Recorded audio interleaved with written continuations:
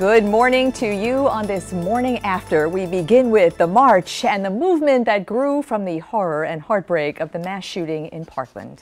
From South Florida to Washington, D.C. and around the world, millions on Saturday joined the call for an end to gun violence on campus and in communities. The turnout was staggering, a sea of people demanding a sea change in gun reform. It looked like the beginning of a movement the likes of which this country has not seen since the Civil Rights Movement or the anti-Vietnam War rallies. Speakers demanded change from Congress and from state leaders and threatened to vote out anyone who stands in their way. But will this new generation actually go to the polls? So many questions for our guests. Casey Sherman is a junior at Marjorie Stoneman Douglas, who was the lead student coordinator for yesterday's march in Parkland.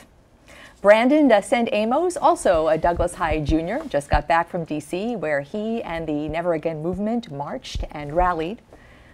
Tia Amoy Roberts is another junior at Stoneman Douglas, who also attended the march in D.C., and we also welcome Dylan Bowerman, a junior, also at Stoneman Douglas, who took part in the march in D.C. And everyone, thank you for being here. We have half the junior class here.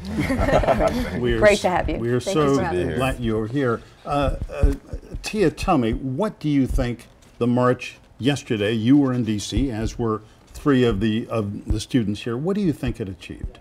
Well, I think the goal of the march was really to show that young people can come together in a real, organized, and tangible way. Mm-hmm. And I think we executed it absolutely perfectly. Even though we had adults to help us along the way, I think what we really showed is that we can take an idea from the minds of a few and turn it into a crowd of millions and of people. Towards a goal of what? What is the ultimate goal? I'm going to ask each of you this, but what is the goal? Awareness about gun violence in America, and really, you know, where it starts is in the minds. So if we bring awareness, then we can affect change. So I think the goal really was awareness. Dylan, you think the same thing? I want to sort of get a feeling of your own personal experience. I know, Casey, you were local, everyone else in Washington. Give us your impression that you took away from yesterday. I would agree that one of the main focuses is awareness, because I think from awareness, people can't do anything without knowing about the thing that needs to be changed. So really, once we bring awareness to the issue, then we can start encouraging people to get out and vote, to push for change, to talk to their legislators and things like that. That's something I really want to drill down, awareness. Brandon, what do you think? I think that gun control and the safety of our schools in terms of how our buildings are structured are like the main end goals of our movement, but also like more security precautions, and in terms of the march, the main goal was to show how powerful we are in numbers. Did you feel that? I did. Like yesterday was powerful, like insanely powerful. I've never been a part of something so. Was it sort of a life-changing experience to be there with 700, 800,000 people who all had the same purpose, the same feeling? Exactly. Thank you. Just to see so many people from different backgrounds and races and ethnicities come together as one, because we all want the same thing, and that's to feel comfortable, again, to feel as if we have the right to not get shot, you know, up in our schools. Casey, the local march was, you know, by local standards, pretty big and numerous. Not only you were in the Parkland, the kind of the ground zero march, but all over South Florida cities. Did you feel sort of that connection with Washington, or did you feel like you owned it in Parkland? I mean, of course we were connected with Washington because the two are so important. They're the two most important marches out of the 800 or so that were going on around the country. So we absolutely were connected. We collaborated with them a lot, but we still did own it, because while we were connecting with them and making sure that we had the same general idea of what was going on, we were free to express ourselves and our ideas in our own way, which I feel was also another way that made the Parkland March so special, because we were able to incorporate a lot of ideas and a lot of students into this march, whereas it's very difficult to do that with a huge march on Washington when you can't have your whole school involved in the planning of it because just too many hands in the pot. And but Parkland kind of had a little bit more leniency in terms of that, which was really nice, and I think it was very appreciated by a lot of students also. Casey, one of the hearing things, performances. one of the things that you said, and here you are in the video that we are showing, that I thought was remarkable and showed great insight and political astuteness, was you said, we believe in the Second Amendment. We're not trying to abolish the Second Amendment. We don't want people to go into your homes and take guns.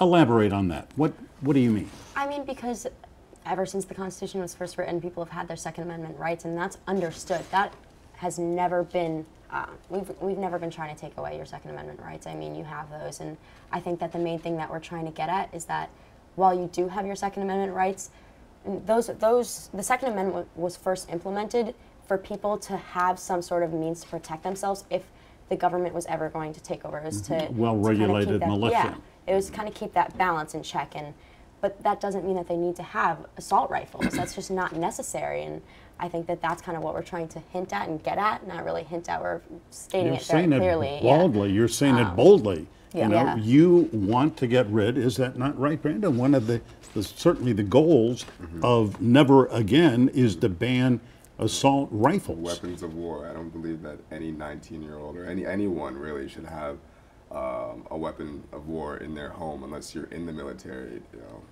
out in the field, like actually, you know, if you're a part of, like, actually being a part of a war. I don't think that anyone in our society should have assault rifle. You know, we were talking, there are 4, 5, 6 basic, you know, they're called platforms, tenets, that the goals of the march, and I know you all sort of know bits and pieces of it, but basically they are very similar to the kinds of things like assault weapon ban, high capacity magazine ban, the restraining orders for that actually we've seen implemented in Florida to take away guns from people who are endangered to themselves. This is the kind of thing that now is a political, a package of politics that need to go to lawmakers. And I want to get your sense of, Dylan, you first, what has happened in Florida already is a set of laws that named for your school, the Marjorie Stoneman Douglas Public Safety Act.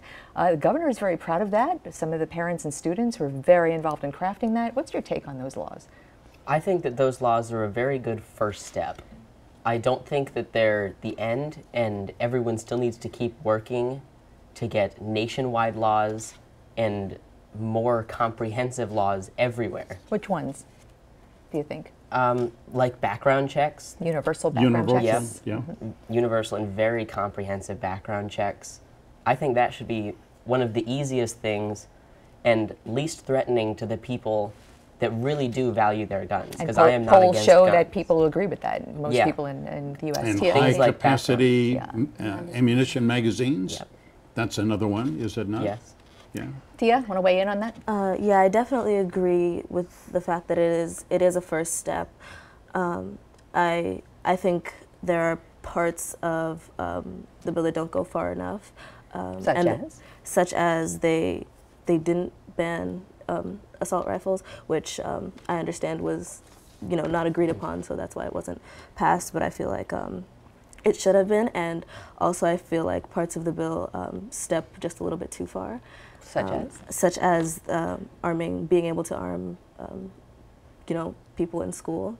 Armed teachers, personnel and yes, teachers personnel and other, although not, let me make it clear, Right. the bill says Not teachers. somebody who is exclusively a Exactly. teacher will not be armed if they so chose, but a Exactly. coach, you know, any other school personnel. Yeah, and I feel like that was worded very carefully too, so that there could be many teachers that could have weapons in their classrooms, because since it says exclusively, as soon as that teacher becomes anything else within that a debate school, coach, a cheerleading coach. exactly, that they're allowed to own that weapon, and that doesn't make us at school feel any safer. Yeah, Dylan, would you feel safer if you knew that somebody down the hall from your classroom, a teacher, a coach, had a handgun or some kind of a weapon? I've always held the belief that schools should be able to defend themselves, but I don't think teachers or any school staff are the way to do that. I think that more police officers and people who spend hours upon hours of time training with criminals with their weapons they are the ones that would be able to defend the school. Right, trained police officers, Yes. not a Full-time teacher law who, enforcement even a officers. teacher who gets 132 hours of training, it's not necessarily enough. And in this instance, tragically, on Valentine's Day, if Coach Weiss had a gun, a handgun, he was no match for Nicholas Cruz, who had a semi-automatic rifle. Casey, I mean, this, he gave his life. The coach did, but whether he or Mr. Beagle or anybody else had tried to stand up to this student, who knows what would have happened. Yeah, I mean, you're also saying, like, and I've tried to express this point also as I've been speaking to many people about this topic. I mean, by giving teachers guns, no matter how much training you're giving them, they're not signing up for a job like that, and you're expecting that they're going to be able to aim and shoot properly and actually hit the target, and God forbid not hit another student or another faculty member, or not hurt themselves. I mean, it's just, there's so many other factors that weigh in, just because that's not what they're signing up for. They're signing up to be a teacher, not somebody who's going to wield a gun.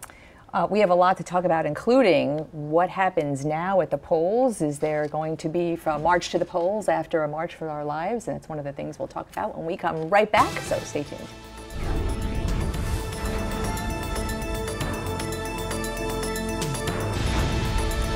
We are back with much of the junior class of Marjory Stoneman Douglas High School, who were all involved in yesterday's marches, and we want to talk about engagement. Where do we go from here? And I mean, we've watched in the last month and a half an enormous engagement in not only the gun and safety issue, but in politics in general. And before we get started in this segment, let's turn our attention to one of your schoolmates, David Hogg, who was in Washington at the march and said this about young voters.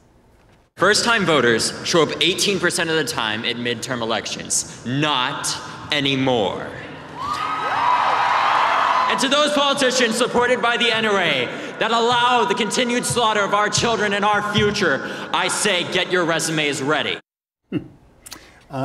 Casey Sherman, this is really, and I think, a crucial point, is translating the passion that you have brought to the subject to the ballot box, registering to vote. I take it you probably are not yet 18. No. Have you pre-registered to vote? Or Yes. You have? Good Everybody for you. here? Yes. Yeah, good for you. Recently in the last month. Last week. Because of this issue. All right, that's very encouraging. So, I mean, here you hear David Hogg, your classmate here at MSD, saying we are going to be a force at the ballot box. How are you going to do that? I mean, something that we pushed at the Parkland March a lot was registering people to vote, and we were really stressing the importance of that. I mean, we were pushing that code that I know they had at a bunch of the marches about texting March to 50409, and like that, it's just so important. We had maybe, I don't know what the number was, maybe 6 different registration companies that came, maybe more than that, I'm really not sure, but I mean, that's the most important thing, and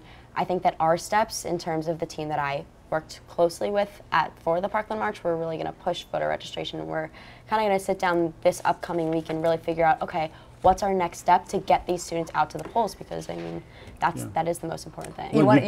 I'm sorry. You've got to find candidates whom you support, and obviously you know some who you don't support. I mean, the sort of the bête noire, the person, the politician most criticized yesterday, Tia Moy, was Marco Rubio. Senator Rubio was singled out by a number of speakers, including David Hogg.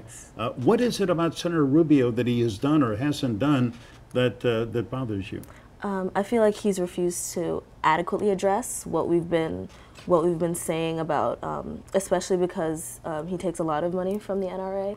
I don't know if you saw on that podium that David was speaking on, the $1.05 little price tag, which was basically, you know, is this how much our lives are worth to you based on how much money you take from the NRA? The number of students in Florida public schools and the amount of money through his political action committees is over $3 million that he took $9,900 directly from the NRA, but then there is this other $3 million or so that is received. But, you know, Brandon, Senator Rubio says, look, he said at the CNN town hall meeting after the shooting, he said, people buy into my agenda. They don't buy me. Do you believe that? Either way, if they're buying into his agenda, then his agenda must fit theirs. I don't see any reason for the NRA buying into him specifically unless he agreed or supported their agenda. So I want to just make the point on, we had pulled some stats today, and this is something that I didn't know, and maybe you didn't either, that this year, what they call millennials, and I think for this case, millennials are 18 to 35, so a bit older than you, but millennials will be the largest potential voting bloc, and the numbers are just staggering. But the question is, will millennials actually register and vote? And Dylan, you had mentioned before that this march brought awareness. I'm going to tell you, sitting here from our newsroom perch, gun violence has been in the national conversation for years. And so what is it about this particular moment in time that you believe this awareness has galvanized people, students, to register to vote? This is a two-part question for you. And so now that there's one issue that everyone's involved in, what about all the other issues that people like Senators Rubio and Nelson and all your congressmen and women, I mean, where are you going as you've become so aware?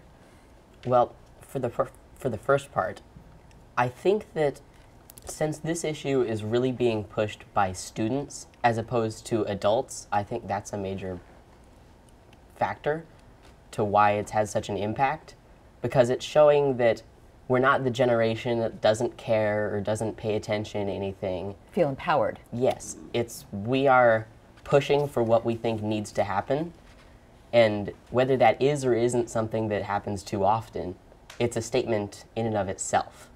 That's an interesting perspective, excuse me. Tia and Casey, I think of the day after President Trump's inauguration, there was this women's march that looked just like that, what we were looking at.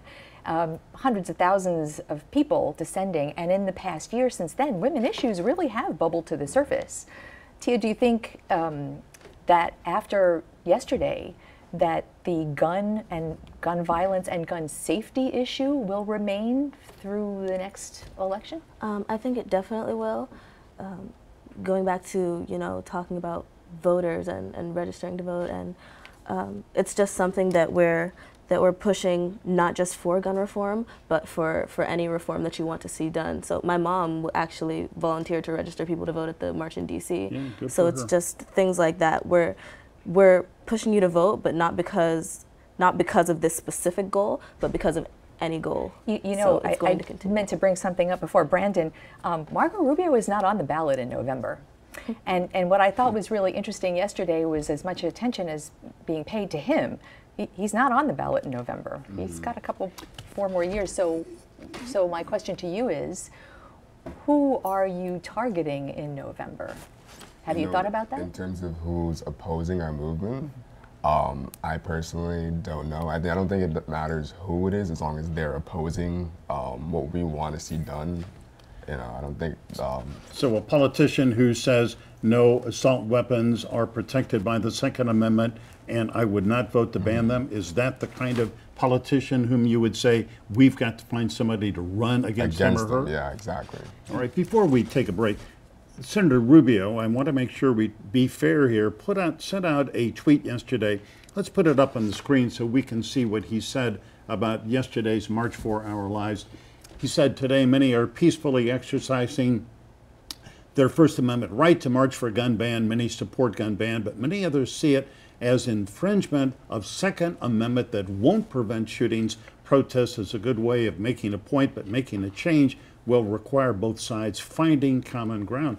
Casey Sherman, finding common ground is really the American way of politics. You're not against finding common ground. No, I mean, compromise is the entire basis of democracy. Without that, what is our government built on? I mean, and that's what we also have been trying to stress, that it is about finding something that we can both agree on. This is what democracy looks like. Yeah. We'll be right back. Stay tuned.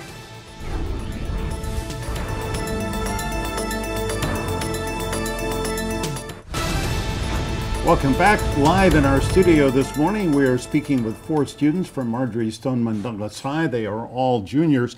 Brandon, one of the things that a number of students said at the rally in D.C. where you were is, okay, I'm young. I mean, there was one really beautiful young woman, 11, who said, yeah, I'm talking from my heart and I have an opinion. But a number of them said, don't dismiss us because we're just kids or children.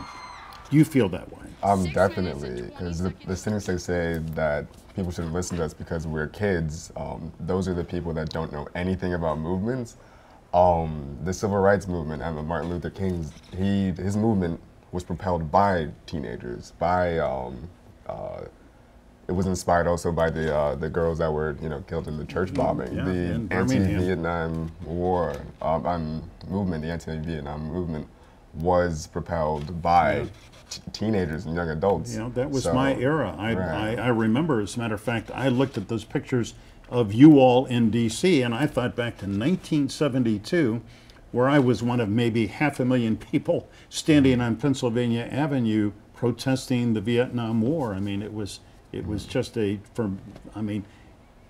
also I thought there were some immensely emotional moments and moving moments. Dylan, I thought that young woman from Chicago who told the story about going into a store and a guy trying to rob the store, and then he took a gun out and pointed at her and said, you can never talk about this or I'll kill you. And she said, but I'm here talking about it. I mean, that was just one of several moments. What about you? What did you see that moved you? I, like you, was also very moved by the 11-year-old girl that said, there's no adult behind this that's telling me what to say. There's no one prompting me to say any specific thing. Like, these are my opinions. These are really what we believe, which I think is shared by the teens, us. Casey, you mentioned earlier, this might have been during the commercial break when we spoke, that this is a nonpartisan movement. I will say, in some respects, it felt in the past month as it got kind of partisan in many ways. How do you get past what is a very deep divide over, not only in this country, but over these specific issues?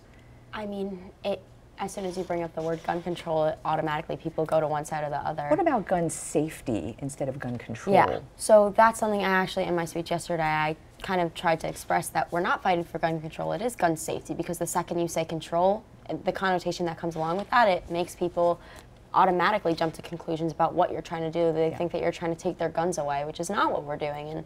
And so gun safety is a completely different term entirely, and I think that's really important for people to understand that we just want to promote safety. That's what we want, and that's what everybody wants. It's just we're kind of not understanding each other, and that's the biggest problem. Tia, what do you think about that? What about that, Tia? I think that's definitely true. A lot of the reason that it seems like such a partisan issue and it seems like we're butting heads so vigorously is because we're not understanding both sides of the argument. So liberals don't understand the conservative side of view, and conservatives don't understand the liberal point of view. But I think we fail to recognize that we really just want the same thing. Like, nobody wants children to die, and so at the end of the day, it's like, okay, so how do we get these children to stop dying, and how do we get people to stop killing them? And once we understand that we're on the same side of the issue at the end of the day, then we'll be able to come and find a common ground. Brandon, you're shaking your head. You want to weigh in on that? Oh no, everything that the two ladies said, I completely agree with. You couldn't have said it better. And Dylan too. And before we end our part of the conversation, I just want to say the end of the rally yesterday, Casey, you were here, but to see Emma Gonzalez stand on that stage, name the victims of the shooting, the 17 victims, and then stand there for 6 minutes and 20 seconds in silence with tears rolling down her face. It was such a remarkable moment. I had tears in my eyes as I watched her do this. Brandon, what was it like to be there to see that? To watch her stand there for what we all believe in, and knowing her personally, I was so moved. Like that, probably before and during her speech, I felt this overwhelming sense of sorrow come into me.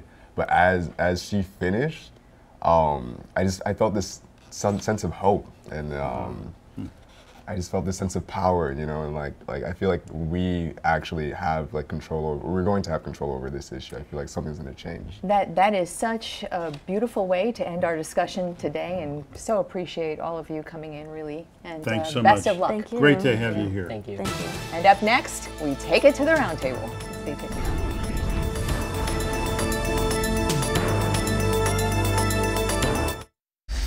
So, Miami Republicans. It is that time again for the closer, more analytical, we hope, look at the week's top news stories with our Powerhouse Roundtable. And as always, we've got a good one. Introductions come first. As always, Sergio Bustos is a political reporter for Politico Florida and a former reporter and editor for the Miami Herald.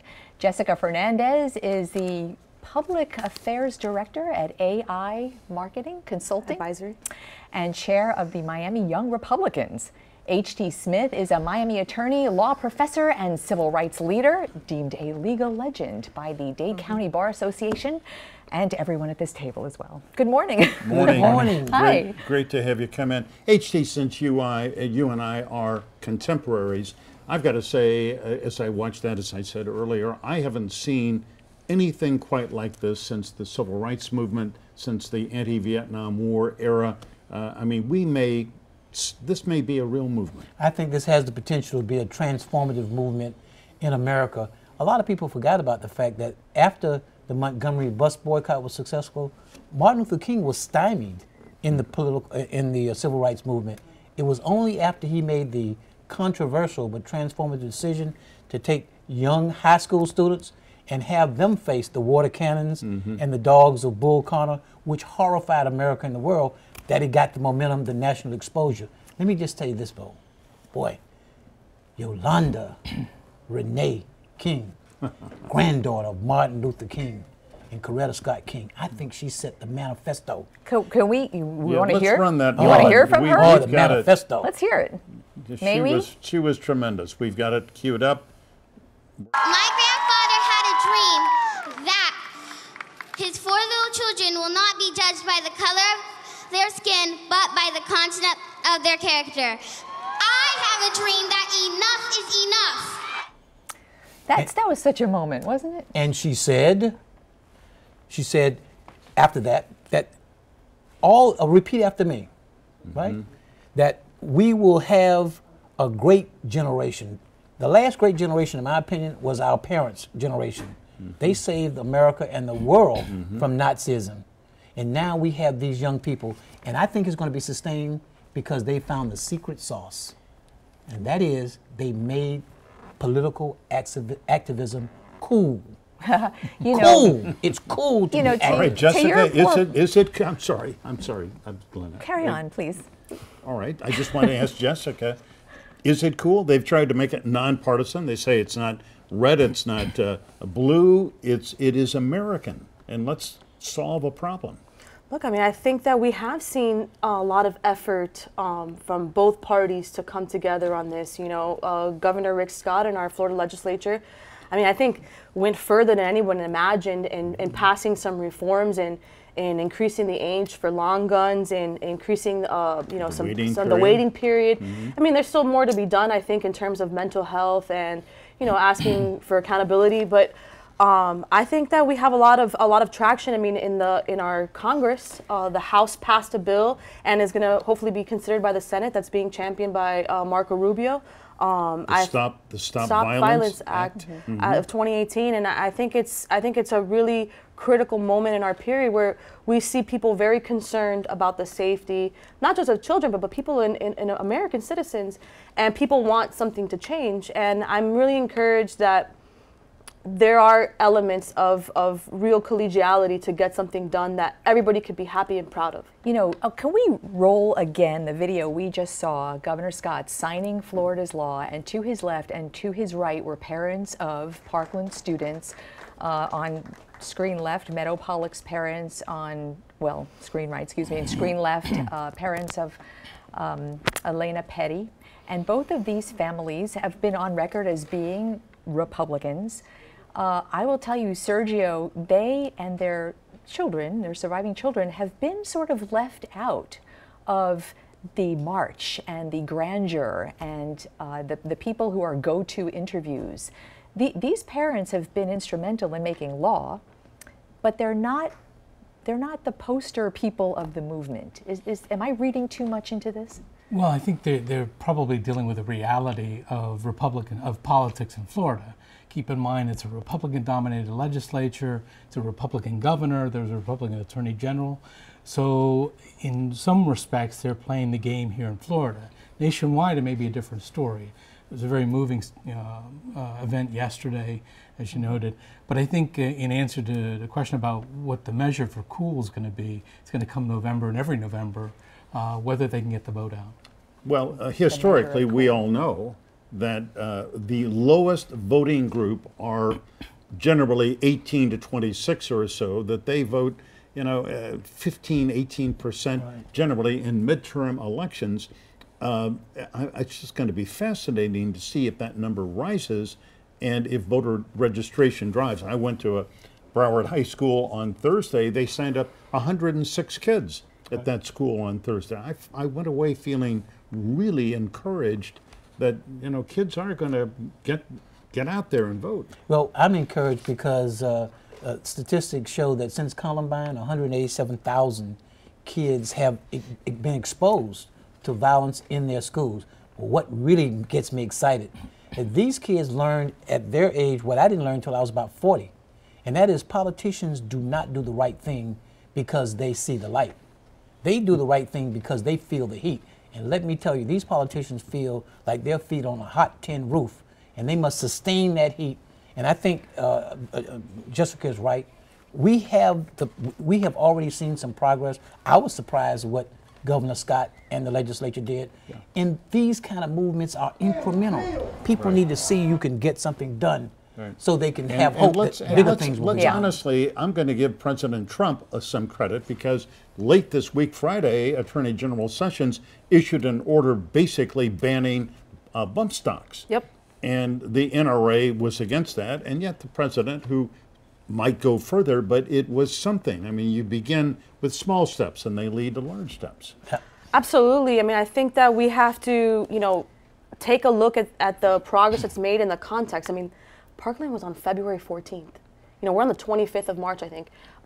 This incredible progress, and we have a long way to go. And what I suggest to these young activists is not to exhaust themselves. There's a long road ahead. Mm-hmm. It's a marathon, not a sprint. It absolutely is. And I think that when we have respect, mutual respect for each other, when we realize that we're all coming from a place of a good place, of good intentions, I think good policy can come from that. Mark, I hope that the two of you saw that the four people you had, the young people you had, are all juniors.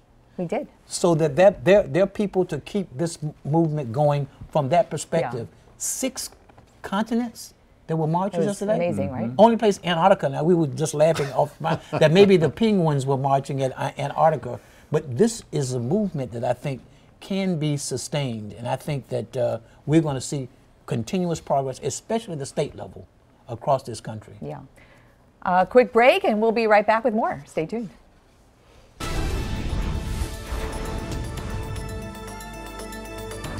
Welcome back live in our studio this morning. I think a more thoughtful roundtable in the wake of yesterday's March for Our Lives with H.T. Smith, Jessica Fernandez, Sergio Bustos of Politico. Sergio, it has been 19 years since Columbine. Since then, we have had mass shootings, Gabby Giffords, church shootings, Sutherland, Texas, Newtown, Connecticut, Pulse, Charleston, South Carolina, and others. And despite those horrific incidents, nothing happened.